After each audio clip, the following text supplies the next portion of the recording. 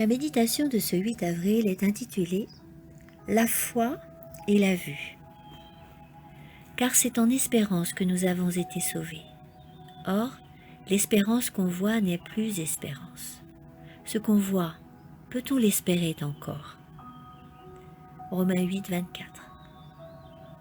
Notre Sauveur nous pose la question. Quand le Fils de l'homme viendra, trouvera-t-il la foi sur la terre? Luc 18, 8. Ce faisant, il implique que la véritable foi aura presque disparu. Il est indéniable que les doutes, les critiques et les accusations détruisent la confiance dans la parole de Dieu et son œuvre. Il est impossible à un esprit charnel de comprendre ou d'apprécier l'œuvre de Dieu. Tous ceux qui sont prompts à douter ou à tergiverser trouveront des occasions de le faire. En revanche, ceux qui suivent la lumière qui brille dans un esprit d'humilité trouveront une lumière plus grande encore. Alors que ceux qui refusent d'obéir avant d'avoir la certitude que leurs doutes sont infondés resteront dans les ténèbres.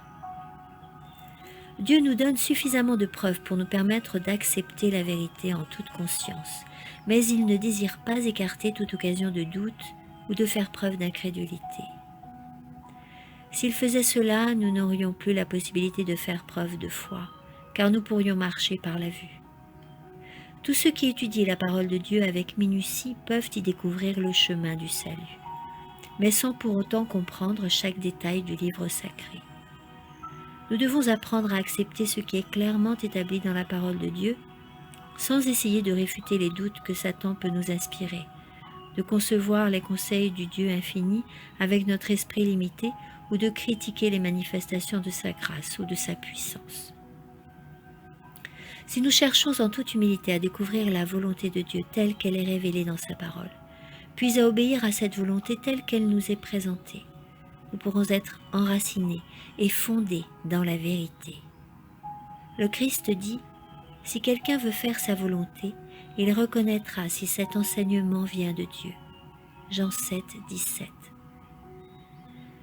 Approchons-nous donc toujours plus des purs rayons du ciel, nous rappelant que la lumière divine augmentera en fonction de notre désir de nous rapprocher du ciel, nous permettant ainsi d'assumer de nouvelles responsabilités et d'affronter de nouvelles urgences.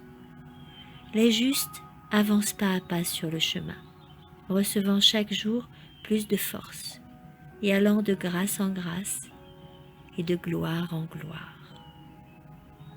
Amen.